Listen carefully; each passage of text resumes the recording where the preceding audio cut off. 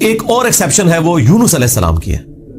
ان کے کیس میں تو اللہ تعالیٰ نے بالکل ڈیفرنٹ ایک فیصلہ فرمایا کہ یونس علیہ السلام کی قوم نے جب عذاب کے آثار دیکھے تو انہوں نے توبہ کی اور اللہ تعالیٰ نے ان سب کا ایمان قبول کر لیا. اور وہ قرآن میں آتا ہے کہ 1,00,000 سے بھی زیادہ لوگ تھے جو سارے کے سارے ایک دن میں مسلمان ہو گئے.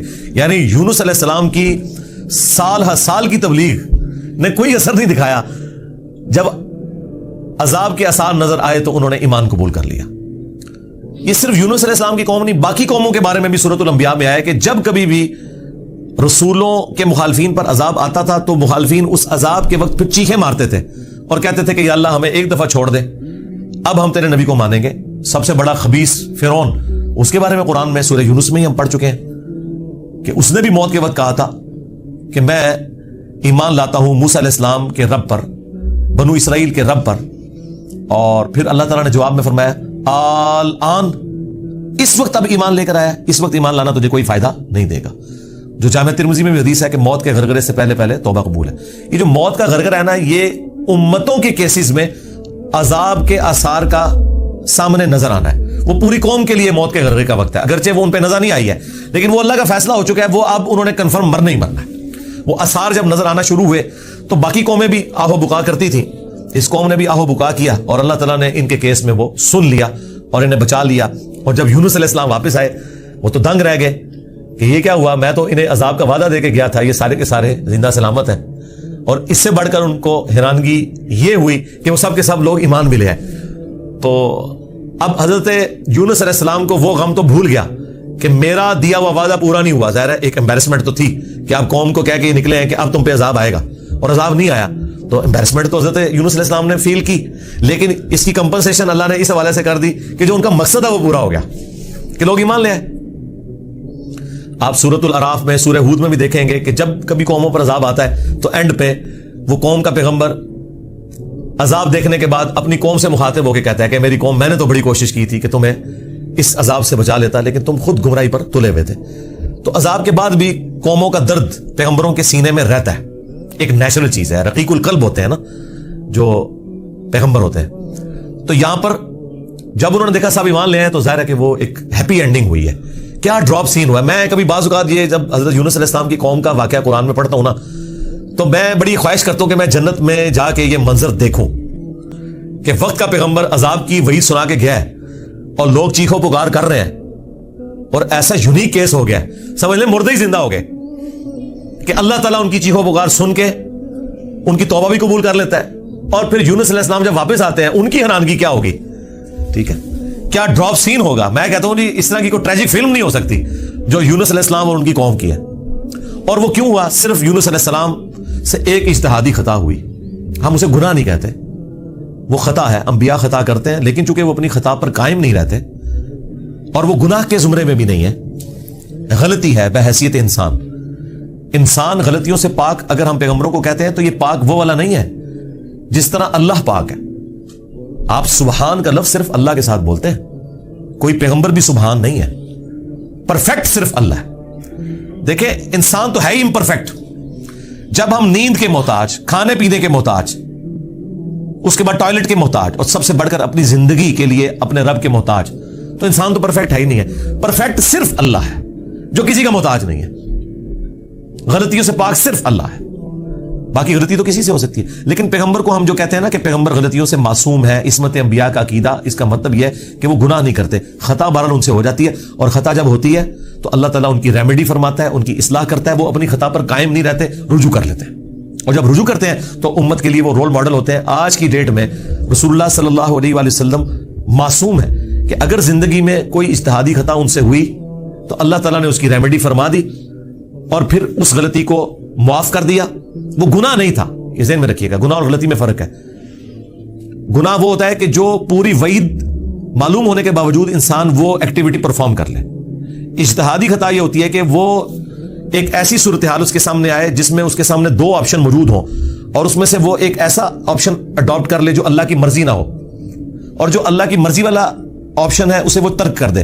اور یہ وہ بدنیتی پہ نہیں کر رہا، اس کی سمجھ میں ہے ہی ہے اس کا آپشن، وہ نافرمانی سمجھ کے نہیں کر رہا. جس طرح نبی علیہ السلام نے کیا، غزوہ بدر کے قیدیوں کو چھوڑ دیا. سورہ محمد میں یہ آیت نازل ہو چکی بھی تھی کہ جب تک فتنہ مکمل طور پر ختم نہیں ہو جاتا آپ نے ان کو قتل کرنا ہے، اپنے مخالفین کو قتال کی آپ کو اجازت دی گئی. سورہ محمد کا نام ہی سورہ قتال ہے. ہاں جب فتنہ ختم ہو جائے اس کے بعد جو جنگیں ہوں گی نا، اس کے بعد آپ کی مرضی ہے، چاہے تو فدیہ لے کے کافر قیدیوں کو چھوڑ دیں اور چاہے آپ انہیں قتل کریں.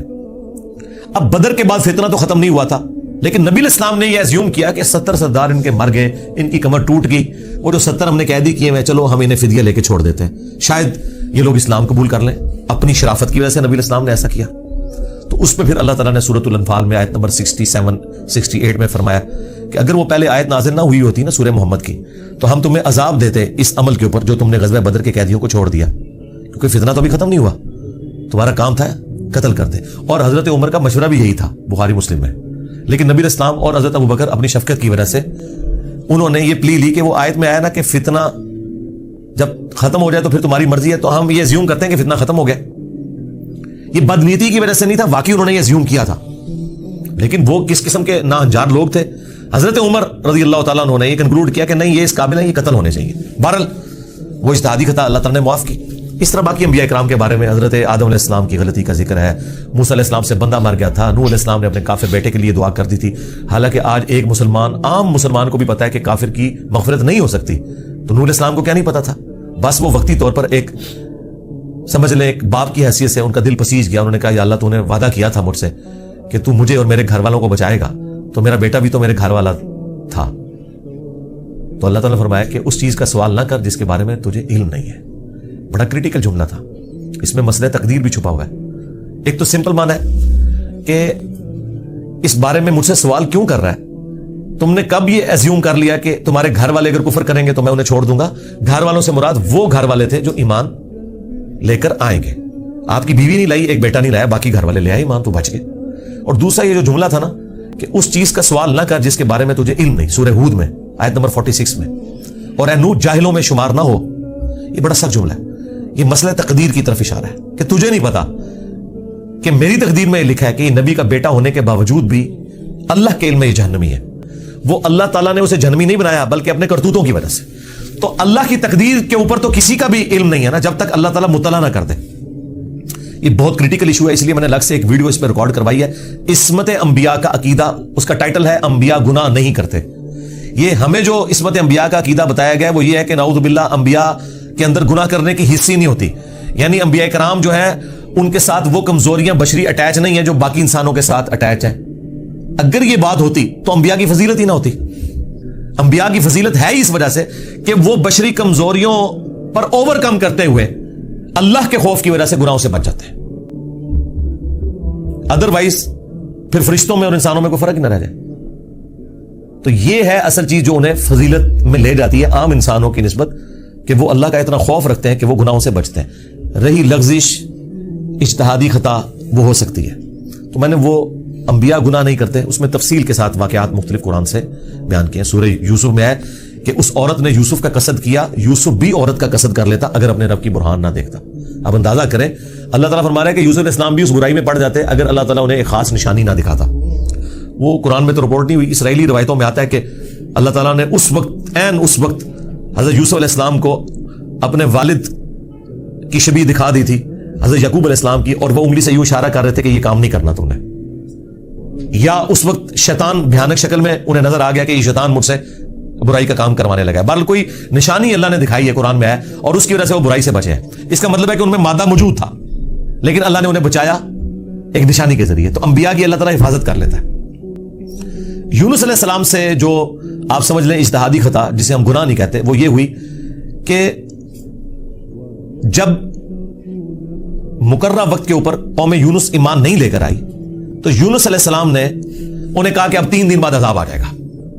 جو اللہ نے وعدہ کیا تھا کہ یہ ان کا سمجھ لیں ٹائم اینڈ ہو رہا ہے، اس ٹائم لائن کے بعد عذاب آ رہا ہے. لیکن ساتھ یہ ضروری تھا کہ اللہ تعالیٰ کی وحی کا انتظار کرنا ہے اس علاقے کو چھوڑنے سے پہلے. تمام انبیاء جب قوموں کو وحی سناتے ہیں نا تو پھر اللہ تعالیٰ کی وحی کی اجازت کے بعد اس علاقے کو چھوڑتے ہیں. نبی اسلام نے بھی ہجرت دیکھیں اینڈ پہ کی ہے، ایویں نہیں، مطلب آپ خود سے نہیں نکلے، اللہ تعالیٰ کی وحی کے ذریعے نکلے. قرآن میں سورۃ الانفال میں آیا تھا کہ یہ جب کافر کہتے تھے نا کہ ہم پر عذاب کیوں نہیں نازل ہوتا, ہم نبی کا انکار کر رہے ہیں, تو اللہ تعالیٰ نے فرمایا کہ جب تک اے نبی تم ان میں موجود ہو ہم ان کو عذاب نہیں دیں گے. اللہ کی سنت ہے کہ جب کبھی کسی قوم کو عذاب دینا ہوتا ہے نا تو اس قوم میں سے انبیاء اور اہل ایمان کو الگ کرتا ہے, پھر باقی کی قوم پر عذاب آتا ہے. اور وہ اللہ تعالیٰ نے نکالا اور غزوہ بدر میں لا کے ڈبویا ان کو, جس طرح فرعونیوں کو اپنے محلات سے نکال کے سمندر میں غرق کیا تھا, مشرکین عرب کو اپنے گھروں سے نکال کر بدر میں ڈبویا صحابہ کرام کی تلواروں کے ذریعے. یہ عذاب استیصال کی ایک قسط ان پر آئی تھی. تو یونس علیہ السلام نے اسیوم کیا کہ ظاہر ہے کہ اس کے بعد عذاب تو آنا ہی ہے, لیکن ان کی شان اس سے بلند تھی کہ وہ وحی کا انتظار کیے بغیر نکل گئے. بس جب وہ نکلے, جس کشتی میں سوار ہوئے وہ کشتی جو ہے وہ بھنور میں پھنس گئی, اور ان کی اپنی ایک نارمز چل رہی تھی کہ اگر کشتی بھنور میں پھنس جائے تو یہ اس چیز کی علامت ہے کہ کوئی غلام اپنے آقا کی اجازت کے بغیر بھاگ کر آ گیا. پھر وہ قرآن اندازی کرتے تھے, اور جس کے نام قرآن نکلتا تھا اس کو فدیے کے طور پر وہ سمندر میں ڈال دیتے تھے. پہلی دفعہ قرآن اندازی کی گئی, بیلٹنگ, تو حضرت یونس علیہ السلام کا نام نکلا. ان کا نہیں یونس علیہ السلام تو اس طرح ہو ہی نہیں سکتا. دوسری بار, تیسری بار, تینوں بار یونس علیہ السلام کا نام نکلا قرآن اندازی میں. تو یونس علیہ السلام نے, اچھا قرآن میں اشارتاً اس کا ذکر ہے, اسرائیلی روایتوں میں تفصیل کے ساتھ ہے, لیکن یہ بالکل قرآن میں فٹنگ بیٹھتی ہیں. یعنی آپ کو یہ تو بتایا گیا کہ یونس السلام مچھلی کے پیٹ میں رہے, تو وہ مچھلی کے پیٹ میں پہنچے کیسے تھے؟ مچھلی کے پیٹ تک پہنچنے کے لیے تو آپ کو ابدوس چاہیے, نیچے ہے مچھلی, اتنی بڑی ویل مچھلی ہے, کوئی چھوٹی مچھلی کے پیٹ میں تو رہ نہیں سکتا بندہ. تو وہ حضرت یونس علیہ السلام کو انہوں نے سمندر میں پھینک دیا. یونس علیہ السلام نے خود ہی کہا, ان کو کلک کر گیا کہ یہ معاملہ میرے اینڈ پہ ہے. انہوں نے کہا بھائی مجھے پھینکو تم, مجھے سمجھ آ گئی ہے. ذرا فوراً کلک کر گیا کہ معاملہ خراب میرے سے ہی ہو گیا. وہ ان کو سمندر میں پھینک دیا, تو اللہ کے حکم سے ایک مچھلی نے انہیں نگل لیا. یہ قرآن میں ہے. قرآن میں آگے تفصیل نہیں ہے کہ کتنے دن تک, لیکن تورات میں ملتا ہے کہ 3 دن اور 3 رات تک وہ مچھلی کے پیٹ میں رہے. یہ ویسے پبلک مشہور ہے 40 دن, نہیں 3 دن ہے بس. وہی 3 دن, وہ جو 3 دن عذاب آنے تھے نا, وہ 3 دن انہوں نے مچھلی کے پیٹ میں گزارے, اور وہ 3 دن ان کی قوم نے زندگی موت کی کشمکش میں گزارے ہیں کہ ابھی عذاب آیا کہ آیا. ٹھیک ہے, توبہ نہیں ہوئی کہ آئی ایم سوری تے توبہ قبول ہو گئی ہے نا. 3 دن انہوں نے پی کٹی ہے بھائی جی. یہاں تو لوگ 1 دن جیل نہیں کاٹ سکتے, 3 دن تک انہوں نے وہ تکلیف کاٹی ہے, پھر اللہ تعالیٰ نے ان کی توبہ قبول کی ہے. اور یہاں پہ حضرت یونس علیہ السلام 3 دن تک مچھلی کے پیٹ میں, اندھیرے میں, اور دیکھیں اللہ نے ان کو ایسے کلمات سکھا دیے, مختصر تھے, پرفیکٹ تھے, بہترین توبہ. لا الہ الا انت سبحانک, سورۃ الانبیاء میں یہ دعا آئی ہے, اے اللہ تیرے سوا کوئی معبود نہیں, اور تو پاک ہے نا, پاک تو غلطی نہیں کر سکتا. انی کنت من الظالمین, بے شک میں ہی ظالموں میں ہوں, میں انسان ہوں, انسان سے غلطی تو ہوگی. تو یہ دعا اتنی اللہ کو پسند آئی کہ سورہ الصافات میں ہے کہ یونس اگر مچھلی کے پیٹ میں ہمیں ان الفاظ کے ساتھ یاد نہ کرتے تو پھر مچھلی کے پیٹ سے اسی دن نکالے جاتے جس دن مردے اپنی قبروں سے نکالے جائیں گے. قیامت کے دن تک مچھلی کے پیٹ میں رہتے, یعنی مچھلی کا پیٹ ان کی قبر بن جاتی. اتنا غصہ ایک جملے نے ٹھنڈا کر دیا. اور ساتھ اللہ نے فرمایا کذالک ننجی المؤمنین, ہم اہل ایمان کو اسی طریقے سے نجات دیں گے. یعنی جو بھی یونس والے طریقے سے ہماری طرف متوجہ ہوا اسے بھی ہم نجات دیں گے. یہ دعا ہمیں اتنی پسند ہے کہ جو ان الفاظ کے ساتھ ہم سے معافی مانگے گا ہم اسے بھی نجات دیں گے. جامعہ ترمذی میں حدیث ہے, جو یونس علیہ السلام کی دعا کے ذریعے اللہ کی طرف متوجہ ہوا اللہ تعالیٰ کبھی اسے محروم نہیں لوٹائے گا. لا الہ الا انت سبحانک انی کنت من الظالمین. اور جمع کے صیغے سے پڑھیں گے تو لا الہ الا انت سبحانک انا کننا من الظالمین. وہاں تھا انی کنت من الظالمین, یہ ہے انا کننا من الظالمین. دونوں طریقے سے آپ دعا مانگ سکتے ہیں, بہترین دعا ہے. یہ اسم اعظم ہے دعاؤں کی قبولیت کے لیے. قرآن میں بھی آیا کذالک ننجی المؤمنین, اور جامعہ ترمذی میں بھی آیا کہ جو اس دعا کے ذریعے اللہ کی طرف متوجہ ہوگا اللہ تعالیٰ اسے محروم نہیں لوٹائے گا. لہذا جو جامعہ ترمذی میں حدیث ہے نا کہ اللہ کی حمد اور دروشی پڑھ کے دعا کرو تو قبول ہوتی ہے, تو وہ اللہ کی حمد میں نا آپ اس کو شامل کریں. لا الہ الا انت سبحانک انی کنت من الظالمین, یہ اللہ کی بیسٹ حمد بھی ہے اور بیسٹ استغفار بھی ہے, اور ایسا استغفار ہے کہ اللہ کی رحمت کو ٹریگر کرنے والا ہے. دیکھیں آپ نے اللہ تعالیٰ کی کس چیز کو ہائی لائٹ کیا کہ یا اللہ تو پاک ہے, تو غلطی کر نہیں سکتا, اس کی عظمت مان لی, اور پھر ساتھ دکھا کہ مجھے تو نے بنائی ایسا ہے کہ میں غلطی کروں گا, تو دیکھ میں کمزور ہوں, میں مان رہا ہوں میں غلطی کروں گا, تو کر بیٹھوں تو معاف کر دینا. اس سے بیسٹ انداز نہیں ہو سکتا اپنی غلطیوں پر معافی مانگنے کا. تو یہ حرز جاں بنائیں، لا الہ الا انت سبحانک انی کنت من الظالمین. یقین کریں یہ دعا آپ کے سامنے یونس علیہ السلام ہو، مچھلی کا پیٹ، گپ اندھیرا، 3 دن 3 رات، دنیا میں کوئی آ کے آپ کو ریسکیو نہیں کر سکتا، اور موت سامنے نظر آ رہی ہے. حضرت یونس علیہ السلام اسی طریقے سے بچے ہیں جیسے مردہ کو زندہ ہو جائے. اور یہاں لوگ کہتے ہیں بڑا گرم سیکھا ہے جی، خوشبو لا کے کرنا چاہیے اور صاف ستھری جگہ. بھائی جس نے یہ کیا تھا اس سے زیادہ تعفن والی جگہ کوئی نہیں تھی، مچھلی کا پیٹ. یہ تو چلتے پھرتے، نہ اس کے لیے وضو ہونا شرط ہے.